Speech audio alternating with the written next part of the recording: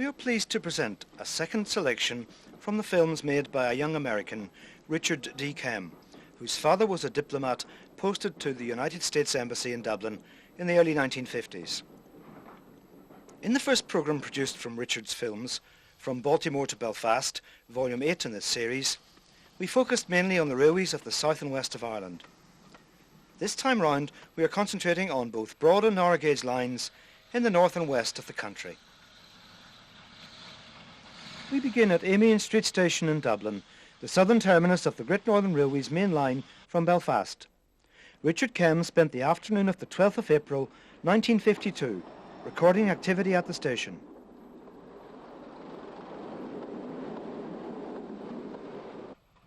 VS Class 440, number 208 Lygon, at the head of the 12 noon express from Belfast, arrives in Dublin.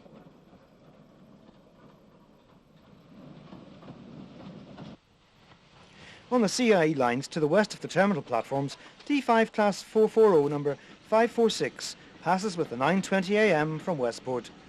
Trains from the former Midland Great Western routes had worked through to terminate at Westland Row since the closure of their own station at the Broadstone in 1937. Back on the GNR side, Railcar G leaves with a 3:20 p.m. local service to Balbriggan.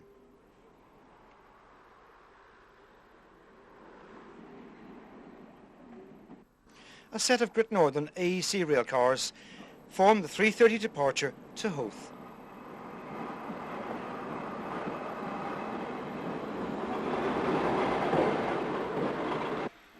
T2 Class 442 tank number 1 was the station pilot that afternoon at Amiens Street.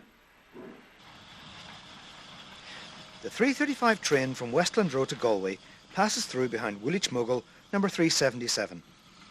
No two coaches in the set seem to be of the same design.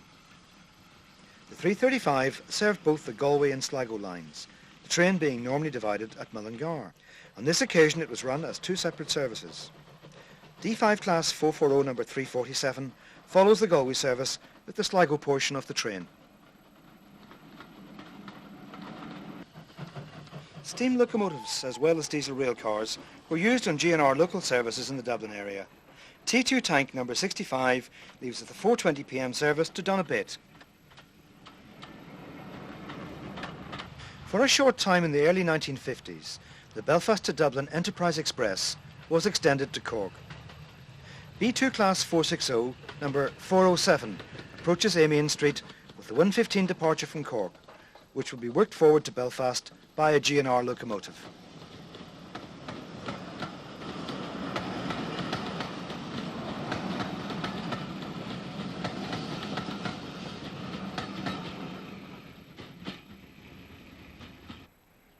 Railcar G returns from its trip to Balbriggan.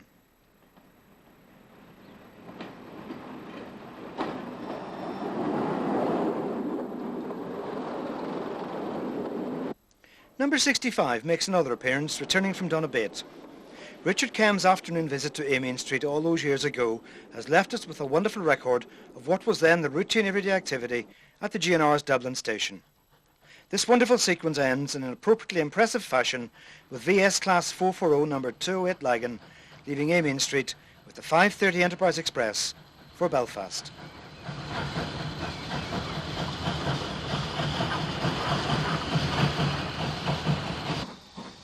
We head up the Great Northern Main Line to Drogheda. VS Class 440 number 207 Boyne brings an express from Dublin into the station. The junction to the right of the train is that of the branch to Navan and Oldcastle, along which we will make a brief diversion.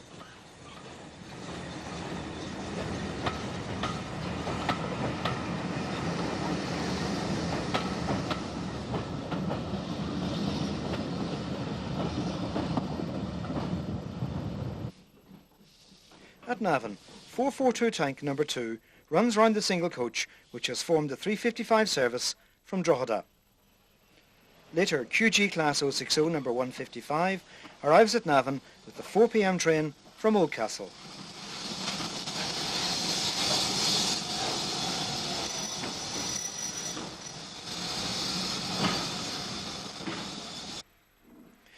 Back at Drogheda, one of the versatile SG3 Class 060s number 97 leaves with the 3:40 stopping passenger train to Dublin.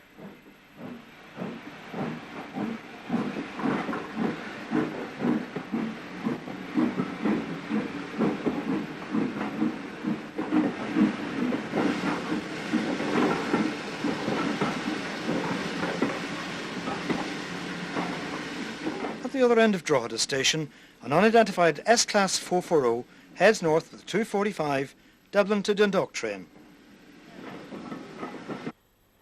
What looks like a Q-Class 440 heads an up train round the sharp curve leading off the Boyne Viaduct at the north end of Drogheda station.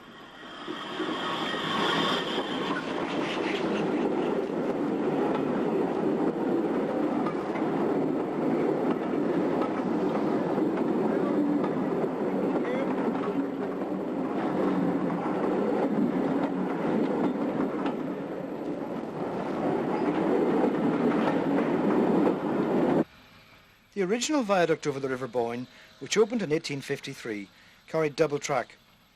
When it was extensively reconstructed by the GNR in the 1930s to accommodate heavier locomotives, space for only one set of rails could be provided.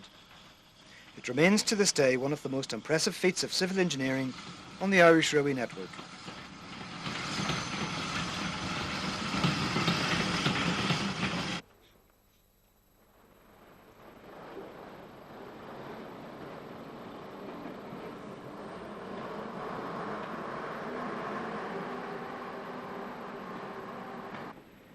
We continue our journey northwards to Dundalk, where south of the station was Dundalk Square Crossing, where the Dundalk, Newry and Greenoa Railway crossed the GNR main line on the level.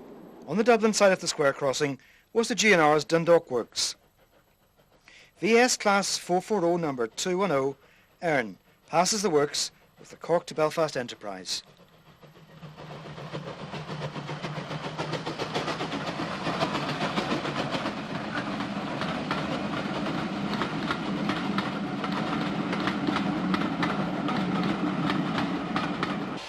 On the 30th of August 1953, S-Class 440 number 173 Galtymore moves the empty coaching stock out of the sidings at Dundalk Station, which will form the 10:30 service to Belfast. In the summer timetable of that year, this train ran as a stopping service 15 minutes after the departure of the 9 a.m. Dublin to Belfast Express, which did not stop between Dundalk and Belfast.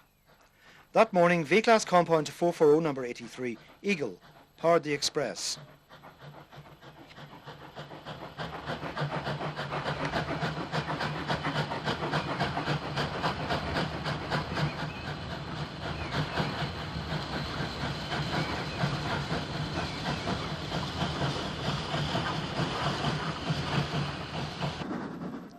Having crossed the border into Northern Ireland, the first stop for mainline expresses was at Gora Wood.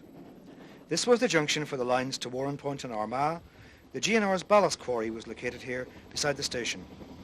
Most trains stopped at Gora Wood for examination by customs officials.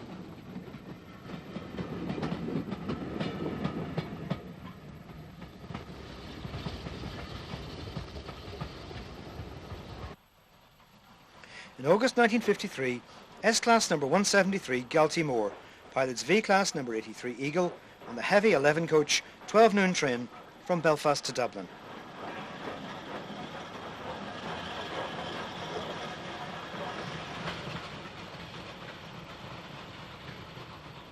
Rail cars on a Belfast to Dublin service pass under the overbridge carrying the line to Armagh, which closed to passengers in 1933.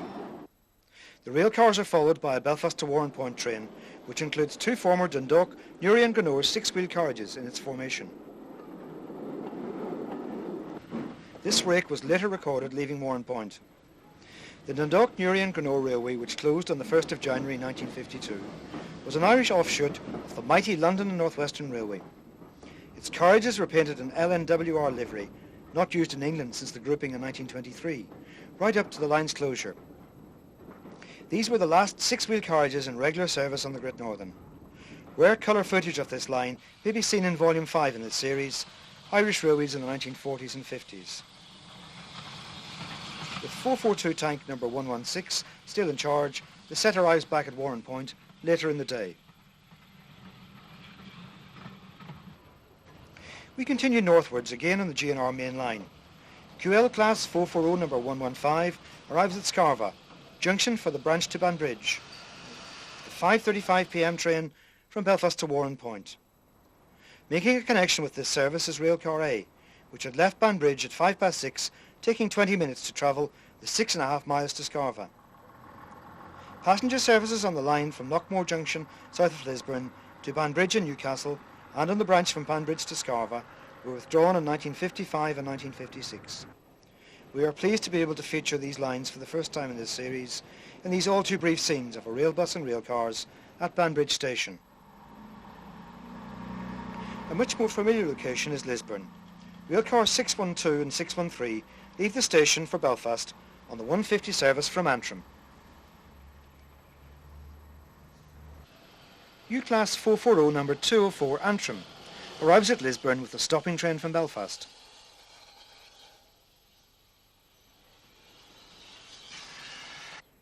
Railcars 608 and 609 speed through without stopping on the 245 service from Belfast to Dublin.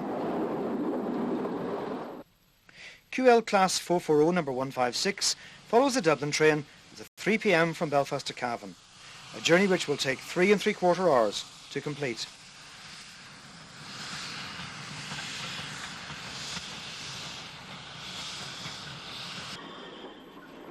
Schoolboys run to catch a stopping train for Belfast, which is also our destination. Railcars arrive at the GNR's Great Victoria Street station in Belfast. We will return to the GNR later in the programme, but we have another railway to explore. The former LMS NCC terminus at York Road in Belfast has featured in several programmes in this series, though none of our footage has been as early as these scenes, filmed in 1952.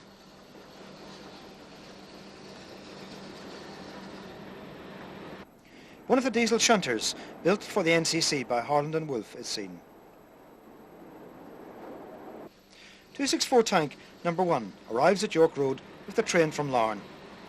When the NCC lines were nationalised in 1948, the newly created Ulster Transport Authority inherited the most modern steam fleet in the whole country.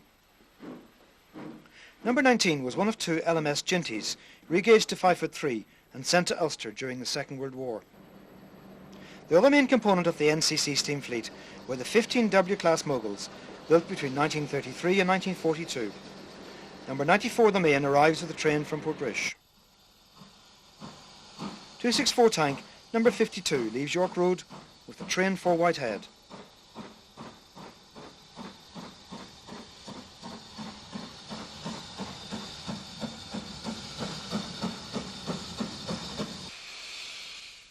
W-class number 100 Queen Elizabeth heads a 240 train to Portrush and Londonderry, which will be divided at Coleraine. Number 100 is equipped with one of the high-sided Stanier design tenders, which look much better than the smaller Fowler-style ones such as that seen paired with number 93 the Foyle in the next sequence, as that locomotive backs down onto the stock of the 11:25 a.m. Belfast to Londonderry train.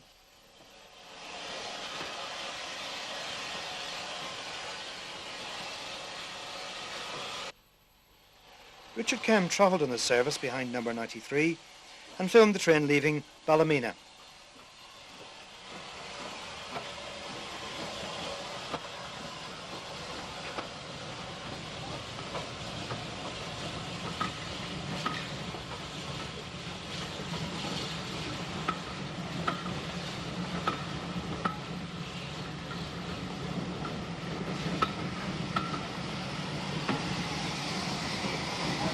At Coleraine, we encounter a type of locomotive not previously featured in this series. U2 Class 440 number 83 Lissonaire Castle shunts some bread vans at the station. Mogul number 104, one of 3 which were never given names, brings the 11:05 train from Londonderry into Coleraine. Derry is our next stop. Our exploration of the narrow gauge in the northwest begins at the Pennyburn shed of the Londonderry and Lochswilly Railway Company. By 1952, the Swilly was on its last legs as a railway operator. Passenger services had ended and only goods trains were running on the 2 sections which were still open, the lines to Buncrana and Letterkenny. 460 tank number 2 is seen shunting at the Swilly's graving dock terminus in Derry. This was one of 4 engines built by Andrew Barclay in 1902 for the opening of the grandly named Letterkenny and Burtonport Extension Railway. Unique colour footage dating from the 1930s featuring this remarkable line is published in Volume 3 of this series, which is devoted to the Irish narrow gauge.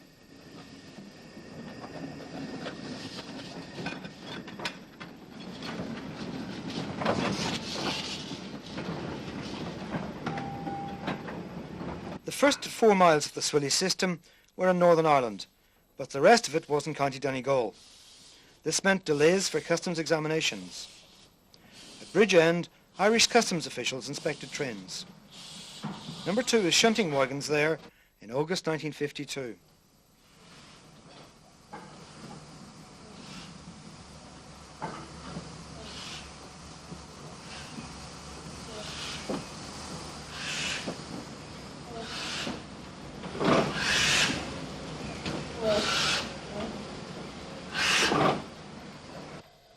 .462 tank number 10 leaves Fawn with the goods for Buncrana.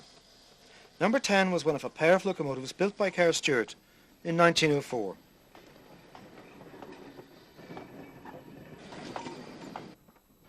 The locomotive was later seen shunting its train at Buncrana. Swilly goods trains usually conveyed a brake coach to accommodate the guard. On the way back to Derry, the train is recorded again at Fawn. Interestingly, a County Donegal Railway's bogie wagon, converted from a passenger coach, is included in the formation. Most Swilly stock could not run coupled to CDR vehicles because the 2 companies had different buffer heights.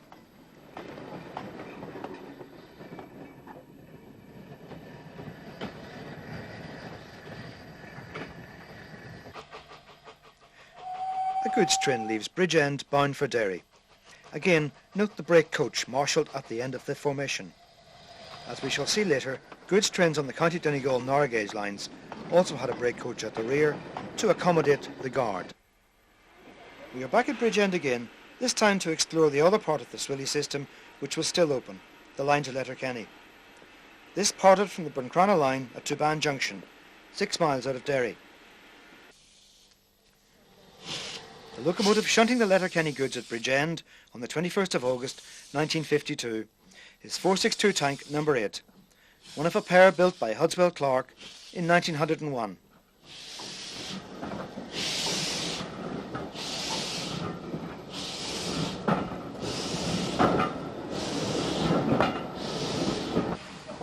The large bogie van number 89, heading the wagons being loose shunted past the camera, was one of 3 built for the fish traffic on the Burtonport line.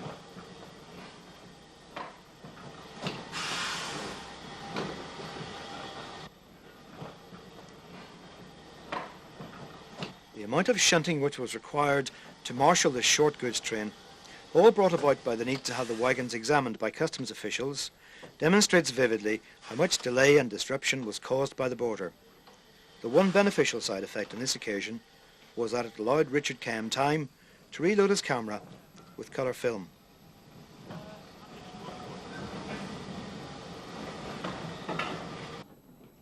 The external appearance of the locomotive is immaculate.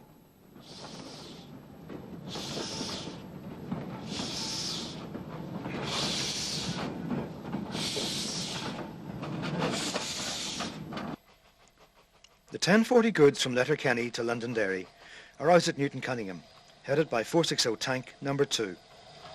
Once this is in the loop, the signal drops to give the Letterkenny bound train the road.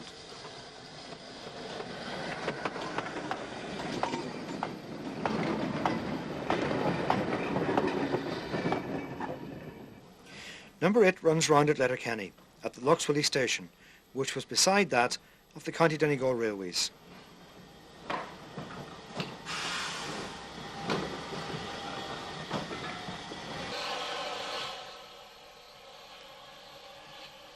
At the CDR station, 264 tank number 2 Blanche is about to depart with the 1247 goods to Strabane, providing a splendid introduction to County Donegal's other narrow gauge system.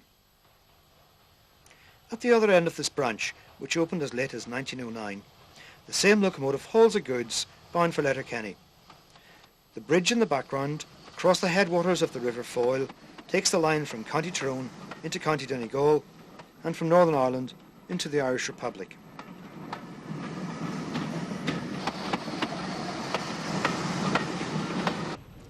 Across the river at Strabane station, where the CDR met the GNR main line from Belfast to Derry, railcar number 20 leaves on the 2:35 service to Letterkenny. Most passenger services on the CDR were operated by railcars, which could haul a trailer or a van or two to increase their passenger and parcels capacity. Here railcar number 16 arrives at Strabane with a service from Letterkenny. We're travelling up the Finn Valley line from Strabane. Railcar number 14 approaches Castle Finn. Its trailer began life as a petrol-engined railcar on the broad gauge Dublin and Blessington steam tramway. Re-gauged by the CDR, it later lost its engine, but was used as an unpowered trailer until closure. It was then preserved and can be seen today at the Ulster Folk and Transport Museum at Coltraw outside Belfast. The CDR was busy with goods traffic throughout the 1950s. Class 5264 tank number 5 Drumbo is shunting at Stranraer, which was both the site of the railway's workshops and its administrative offices. Class 5264 tank number 3 Lydia is making up a goods for Donegal town.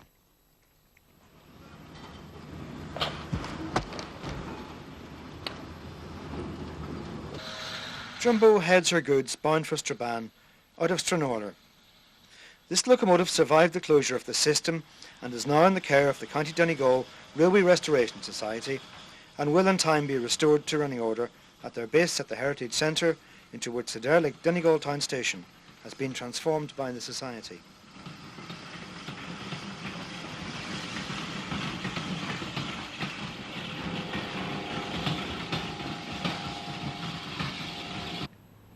Back at Stranraer Station, railcar number 16 shunts in the works yard.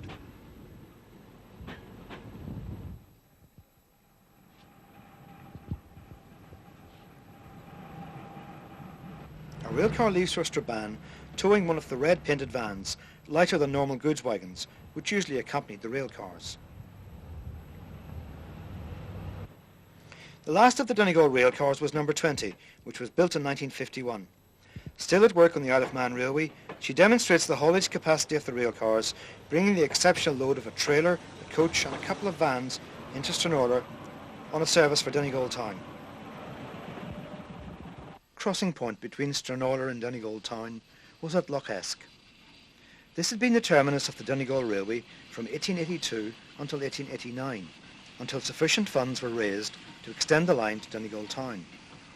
Number 5, Drumbo, brings a killybegs to Strabane goods through the station and the loop.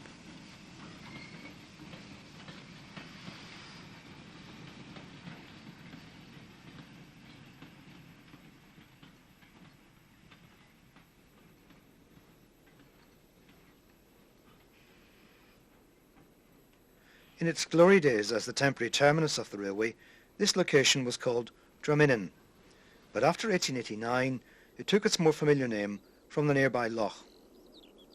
The railway had passed through a starkly contrasting landscape in the last few miles, from the bleak summit of Barnesmore Gap, where it was over 590 feet above sea level, to the rolling green hills around Lough Esk.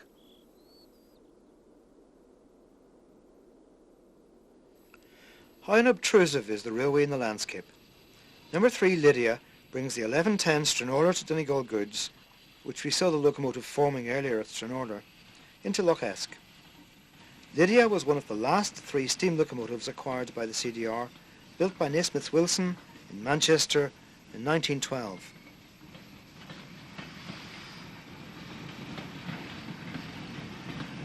The passing loop at Lough Esk was to the east of the station.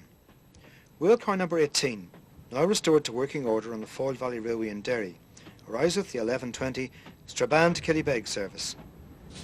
When passenger trains were required to cross at the station, the procedure was to hold the Donegal train in the loop, allowing the Stranraer-bound working to complete its station duties.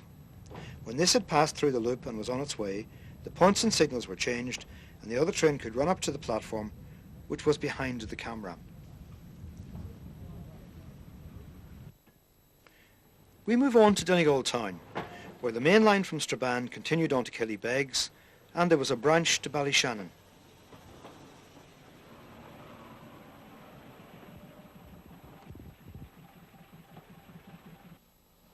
Railcar number 16 is leaving Donegal town, bound for Killybegs.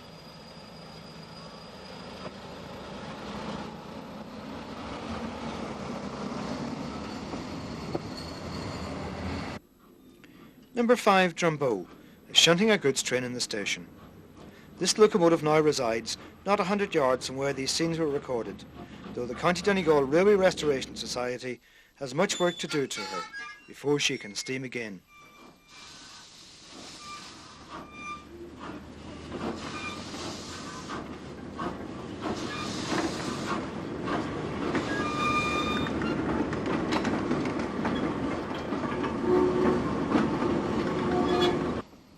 Railcar number 18 leaves Donegal town, bound for Killybegs.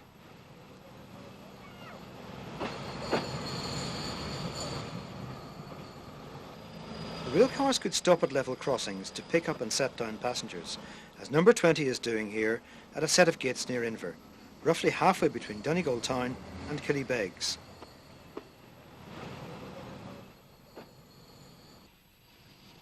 A goods from Killybegs to Sonora crosses Inver Bridge. The locomotive in charge is once again number 5 Drumbo.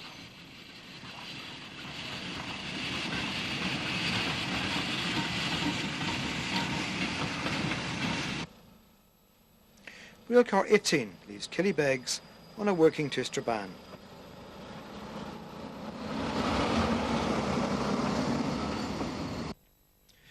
On its return journey from Killybegs, Railcar 20 pauses at those gates near Inver to pick up our cameraman.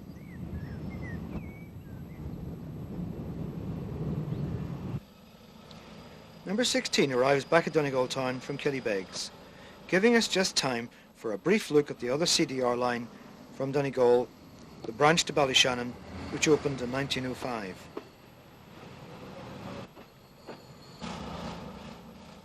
Railcar number 16 approaches Ballyshannon station with a working from Donegal town.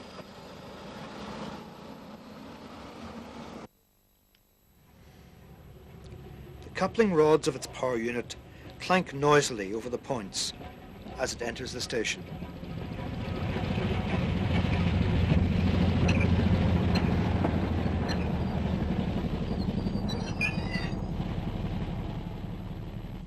The Donegal railcars could only be driven from one end and had to be turned at each terminus. But that was a small price to pay for the contribution which these economical and flexible units made to the working of the railway. It is no exaggeration to say that the use of these vehicles helped prolong the life of the CDR until the end of the 1950s. From the famous narrow gauge railways of County Donegal, we moved to the adjacent county of Tyrone to revisit perhaps the most singular branch line operating in the whole of the British Isles in the 1950s. When the Londonderry and Enniskillen Railway was building its line, construction halted temporarily in 1853 due to shortage of funds at the little village of Fintona. When work resumed on extending the line to Enniskillen the next year, it was decided to do this from what became Fintona Junction, and not from the 1853 terminus in the village. Left with a branch 3/4 of a mile long from the junction to the village, the company got approval from the Board of Trade to work the line with horsepower. This remained the case for the next 103 years, until the line was closed. The branch was justly famous for its unique motive power, which was latterly a gelding called Dick. The tram itself offered 3 classes of accommodation when these were available on connecting mainline trains. Third-class passengers were banished to the open top deck, whilst the bottom saloon was divided into second and first-class sections.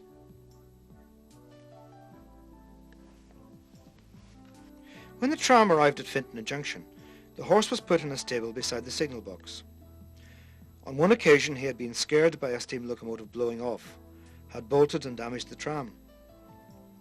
The horse was usually brought out and hooked up to the tram when the connecting services had departed.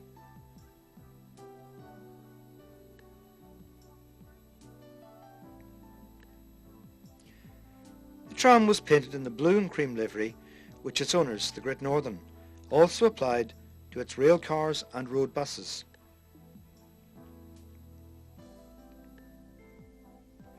The spaces between the sleepers along the line were filled in with ash to make life easier for the horse. Steam locomotives did venture down the branch to deal with the goods traffic. At Finsna there was another stable for the horse at the station. On the closure of the line, Dick went into honourable retirement and the tram was preserved. A happy ending for both parties.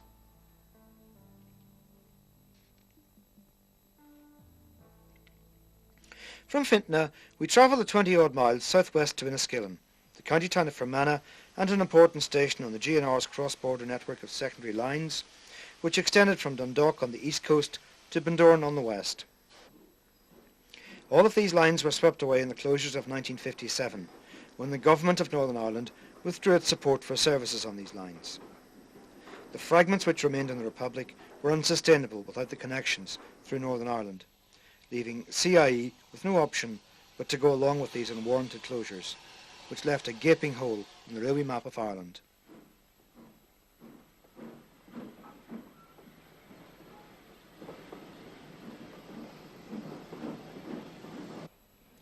Richard Kehm had come to Enniskillen to record another unique Irish railway institution, one which was brought down by the destruction of the GNR lines in 1957.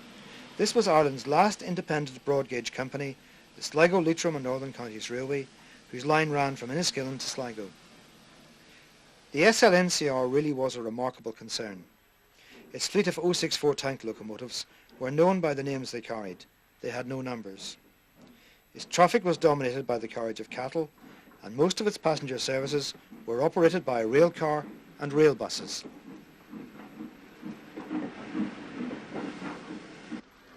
An SLNCR rail bus reverses out of its bay platform at Enniskillen, its distinctive luggage trailer behind it.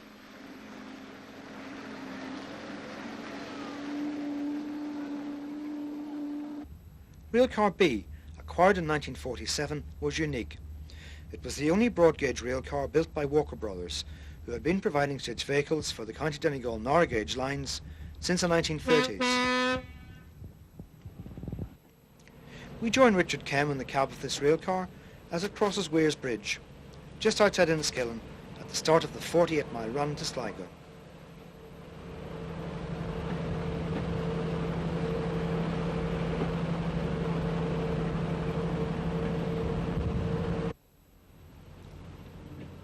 Hamilton, roughly halfway between the two termini, was the line's headquarters and the location of its workshops. Railcar B leaves the station with the midday working from Enniskillen to Sligo. Railbus 2A passes Hamilton station level crossing with the next service to Sligo, which had left Enniskillen at 2 p.m. The same railbus gathers speed as it leaves Hamilton. These vehicles were literally road buses on flanged rail wheels. They may have looked incongruous, but they were a very economical alternative to steam locomotives when it came to providing a passenger service on a lightly used line such as the SLNCR. 064 tank Lochmelvin arrives with the 2:30 p.m. goods from Enniskillen. Most of the locomotives bought by the SLNCR over the years were of this wheel arrangement, one not greatly favoured elsewhere. Lochmelvin and sister loco Lochern were the last of these, being built by Bayer Peacock as late as 1949.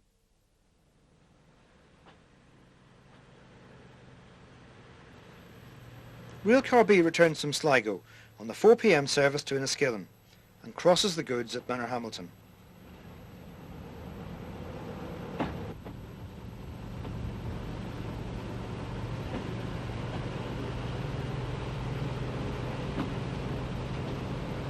The railcar resumes its journey to Enniskillen.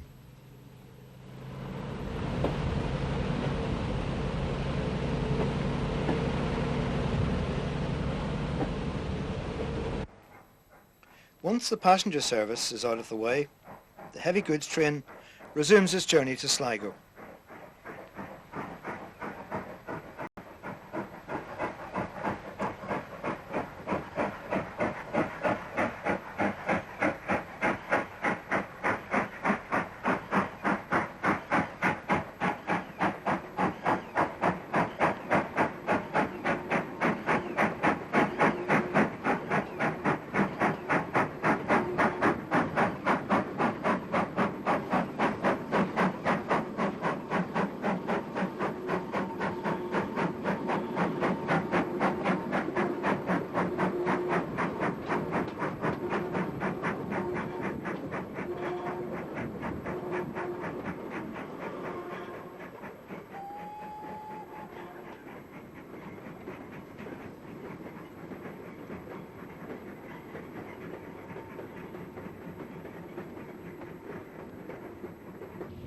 Our final view of the SLNCR is of a rail bus and its trailer at Sligo Station.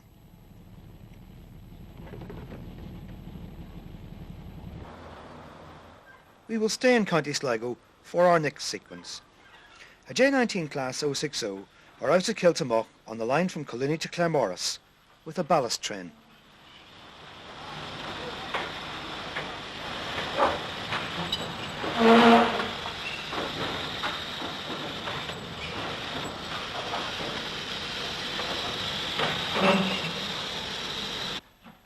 Claremorris, 10 miles to the south, was and still is an important junction. A former Midland Great Western 240 takes the 1:30 p.m. service from Westport to Dublin out of the station.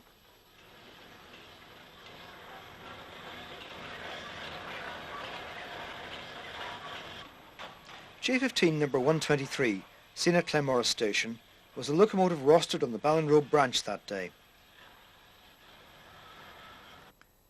CIE's newly delivered AEC railcars, similar to those introduced by the GNR in 1948 and seen earlier in this programme, were being tested on the lines to the west in 1952.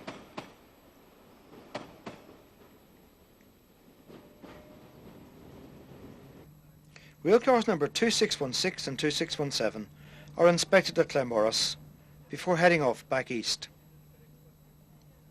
A much more familiar sight here in 1952 would have been the train of cattle wagons which is arriving at the station.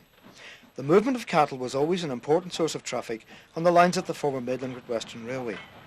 This formation includes some open-top wagons, providing little comfort for the unfortunate beasts which had to travel in them. One of the wagons has an opening canvas cover in the middle of its roof. This was a distinctively Irish design of wagon, seen all over the country for most of the preceding 100 years.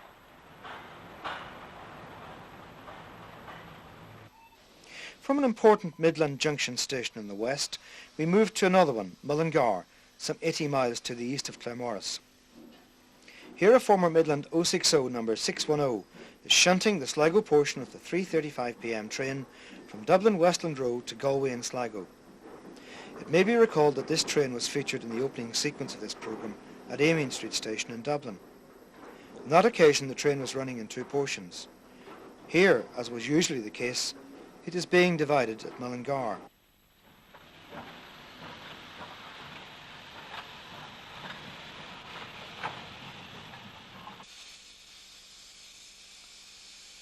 The carriages for Galway leave Mullingar, headed by Woolwich Mogul number 379.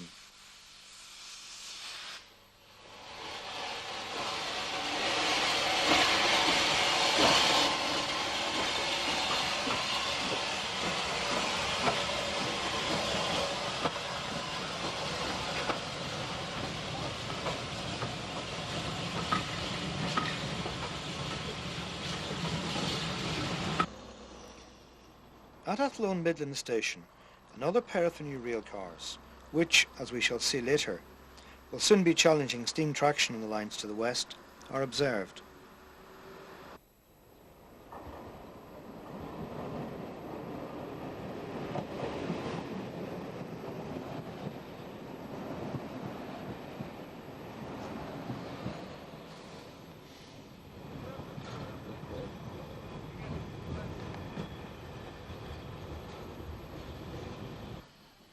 To end this all too brief excursion down the former Midland Great Western main line, we have a view of an ex-Midland 060 tank, number 552, shunting at Galway Station.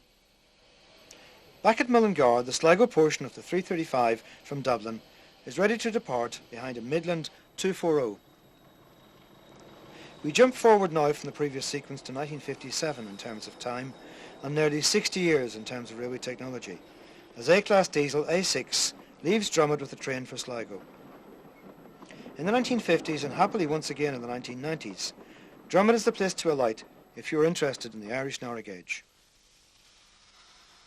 Richard Kehm visited and filmed the Cavan and Leitrim narrow gauge system in both 1952 and 1957. On the second occasion he was using colour film. The footage taken on both visits has been edited together for this programme. Our journey begins at the southern end of the railway with number 3, one of the original 440 tanks built for the opening of the line in 1887, shunting at Mohill. Number 3 was working the 12:20 Drummond to Belturbet, the only through northbound train along the whole length of the railway. As with all C&L passenger trains, it was mixed. The lengthy delays to attach and detach wagons at intermediate stations like Mohill made travel on this service a leisurely business. It took over 3 hours for a train to cover the 33 miles from Drummond to Belturbet.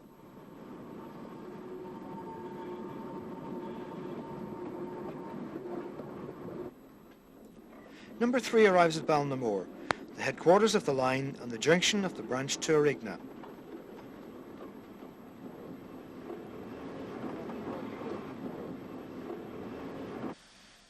The main running shed was at Ballinamore, as were the workshops, though since the line was amalgamated into the Great Southern Railways in 1925, most of the major work on locomotives was carried out at Inchicore Works in Dublin. The Orignally train is pulled out of its bay platform to collect some wagons. The reason for the line's survival until 1959 was that it served one of Ireland's few workable coal deposits, found near Orignally. The traffic from the mines could be very intense at times. Several locomotives from closed 3-foot gauge lines were transferred to Ballinamore by the Great Southern and CIE to cope with the coal traffic. Number 4, seen here, was a 260 tank supplied to the Tralee and Dingle line in 1903 and sent north by the GSR in 1941. Number 3 was another ex-Tralee and Dingle engine sent to the C&L at the same time as number 4. The Orignally branch was a roadside tramway for much of its length. The train pauses at the roadside halt of Cornabrone.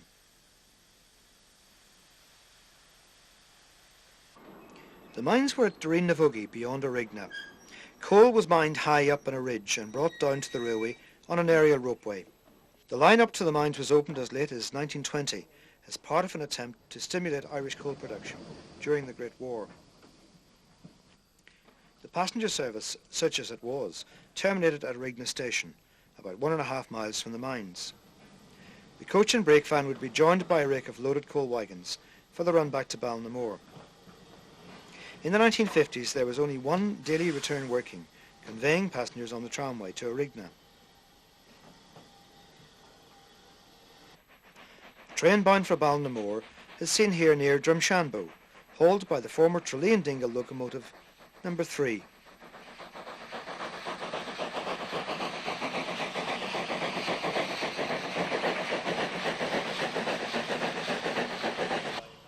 On Richard Kehm's 1957 visit, the train from Drummond was hauled by one of the former Cork Blackrock and Passage 242 tanks, which had been sent to Ballinamore by the Great Southern in the 1930s, when their own line had closed.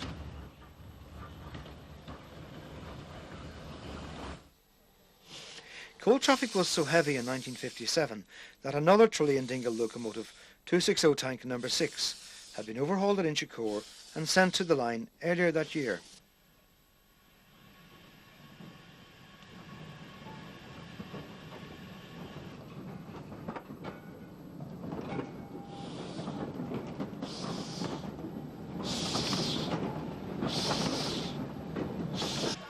The one daily train north of Ballinamore pauses for a spot of shunting at Ballyconnell, about 5 miles from the line's northern terminus. The locomotive is one of the original Cavan and Leitrim 440 tanks built by Robert Stevenson and Sons in Tyneside in the 1880s. When the line closed, this locomotive was purchased for preservation in the United States of America.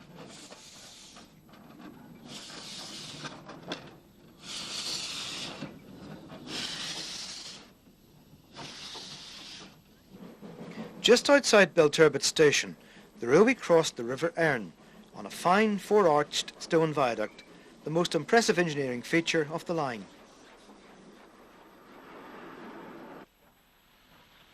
At Belturbet, where the Cavan and Leitrim shared a station with the Great Northern Railway, number 3 runs round its train.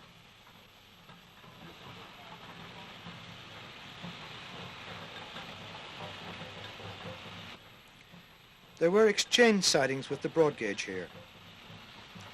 Narrow gauge wagons which had been brought to Belturbet have to be positioned for unloading, or for their contents to be transferred into Great Northern wagons for onward transit.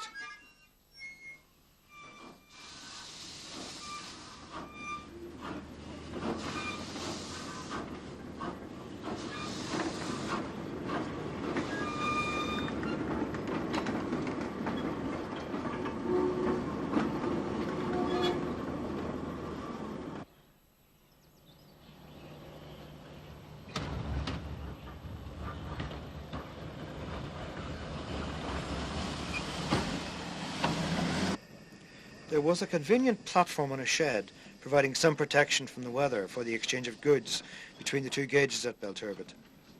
A broad gauge track is on the right of this goods platform. With the impetuosity of youth, our filmmaker climbed the water tank to get a good view of the engine turning, and lived to tell the tale.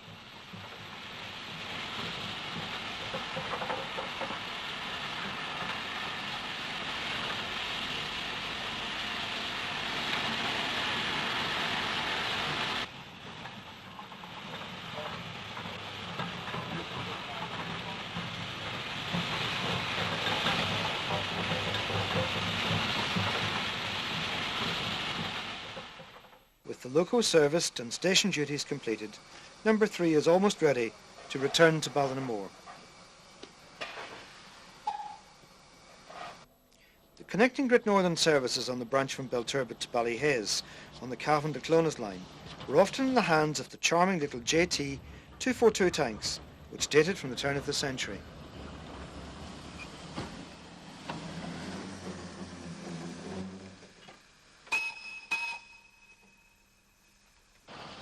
The locos used on the Belturbet branch were based at Clones Shed, seen in the background. Part of the charm of these G&R lines was the variety of motive power used on them, from Victorian 440s to modern diesel rail cars. 1957 was the year the lines through Clones lost their passenger services. By this time, dieselisation had been making big strides on the main lines of CIE. Kilcock is about 20 miles out of Dublin on the former Midland Great Western main line. Though it lost its passenger services in 1947, a new station is being opened in 1999 to cater for the growing suburban traffic into Dublin on this line. It will be recalled that on our previous views of trains to the west at Amiens Street in Dublin and Mullingar, steam traction was supreme. By 1957, the mainline trains were being hauled by the new A-class diesels in their striking silver livery, with diesel rail cars operating some services.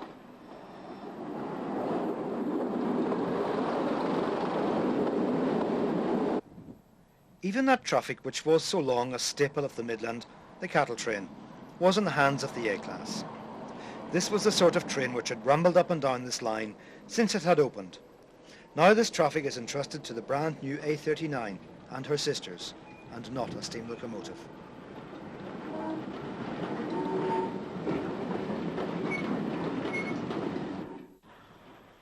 Some steam engines were still to be seen. An ex-Midland 060 was at Kilcock on a pickup goods. But steam had clearly been marginalised on the CIE network in a very short space of time.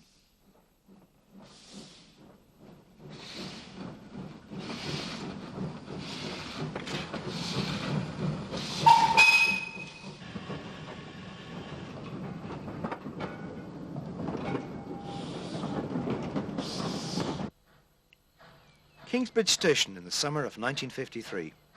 A 440 leaves with a short passenger train and is replaced by a pair of rail cars, which will form a service to Waterford via Port Leisha and Kilkenny.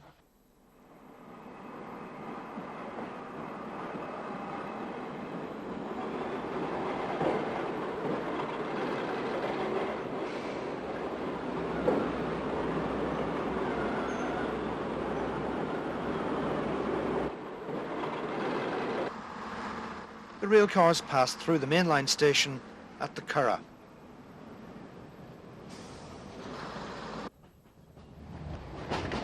They arrive at Kildare, where a 440 is shunting the stock of a local train.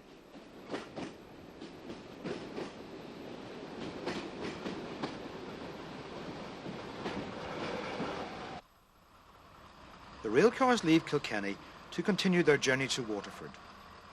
Richard Kehm has disembarked at Kilkenny with a group of other railway enthusiasts for a trip up the branch to Castlecomer. This was one of the last broad gauge lines to be built in the country. It opened in 1921 to serve coal mines near Castlecomer. Like the extension to the Orignally branch of the Cavan and Leitrim, it was financed by British government money in a belated attempt to stimulate Irish coal production during the Great War. The line lost its passenger services in 1931, only 10 years after it had opened. Carriage has been added to the branch goods to facilitate the enthusiasts. The locomotive is J15A Class 060, number 702, one of the few locomotives built in the days of the Great Southern.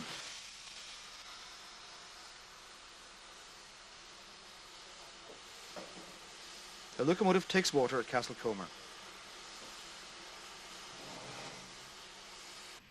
On arrival back at Kilkenny, the wagons of coal the train has brought down from the mines are taken off to the yard.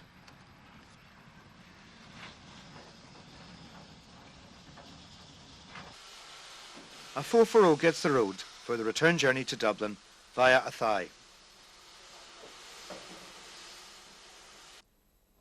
For our final sequence, we return to Dublin where we started, but to another location and one new to this series, Glasnevin Junction in the north of the city. Railcars from first Sligo and then Galway are near the end of their long journeys.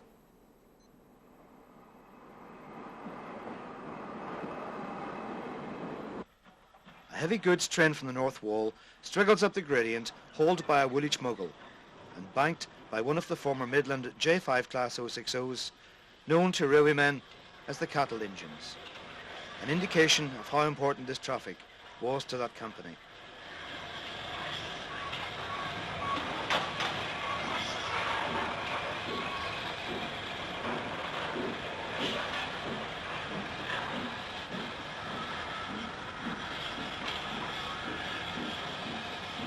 A 400 Class 460 heads for Amiens Street to take the Enterprise Express on to Cork.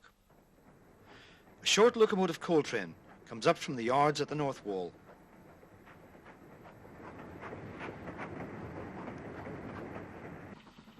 This is the spring of 1953, and the Enterprise would continue to run through to Cork for another few months, after which the sight of G&R coaches at locations like Glasnevin Junction would once again be rare indeed.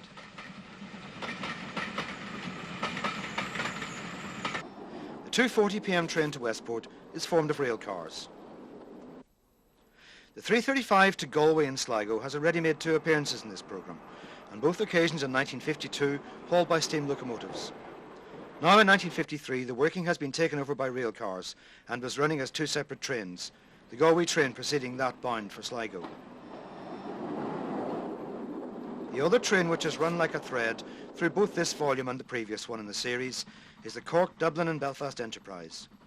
It seems appropriate that we should end with this train as it passes through Glasnevin on its way to the north, hauled by one of the 3 magnificent 800 class locomotives, the largest ever to run in Ireland.